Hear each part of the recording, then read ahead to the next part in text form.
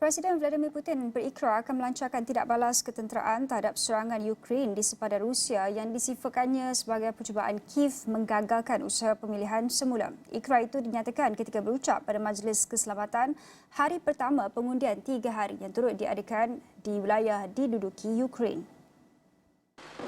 Beliau menjanjikan tidak balas yang keras terhadap gelombang serangan udara Ukraine yang membawa maut di kawasan sepadan Belgorod dan Kursk yang turut menyaksikan pertempuran sengit sejak kebelakangan ini dengan kumpulan sabotaj pro-Kiev.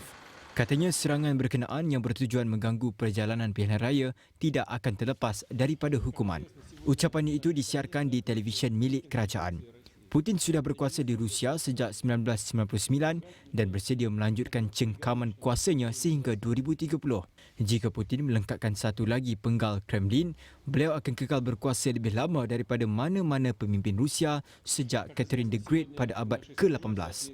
Dalam pada itu, Kremlin mengedarkan imej yang menunjukkan Putin mengundi dalam talian di komputer pejabatnya dan melambai ke arah kamera selepas mengeluarkan ikrar untuk menyerang balik Ukraine. Pemimpin itu bertanding tanpa dicabar setelah menghalang 2 calon yang menentang konflik di Ukraine dan kira-kira sebulan selepas lawan utamanya Alexei Navalny meninggal dunia di penjara Arktik dalam keadaan tidak dapat dijelaskan. Pihak berkuasa menggalakkan rakyat Rusia untuk mengundi atas dasar patriotik dengan Kremlin berkata pilihan raya akan membuktikan negara itu menyokong Putin sepenuhnya dalam serangan ke atas Ukraine.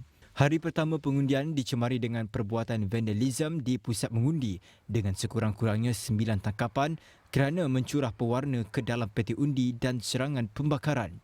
4 yang lain di wilayah Rusia, Voronezh, Karachi, Cherkessia dan Rostov ditahan atas kesalahan sama. Di Saint Petersburg dan di Siberia, wanita ditahan kerana membaling molotov koktail di pusat mengundi. Seorang lelaki turut ditahan kerana menyalakan bunga api di dalam pusat mengundi di bandar Ural Chelyabinsk. Proses mengundi juga berlangsung di 5 wilayah yang diduduki di timur Ukraine termasuk semenanjung Crimea.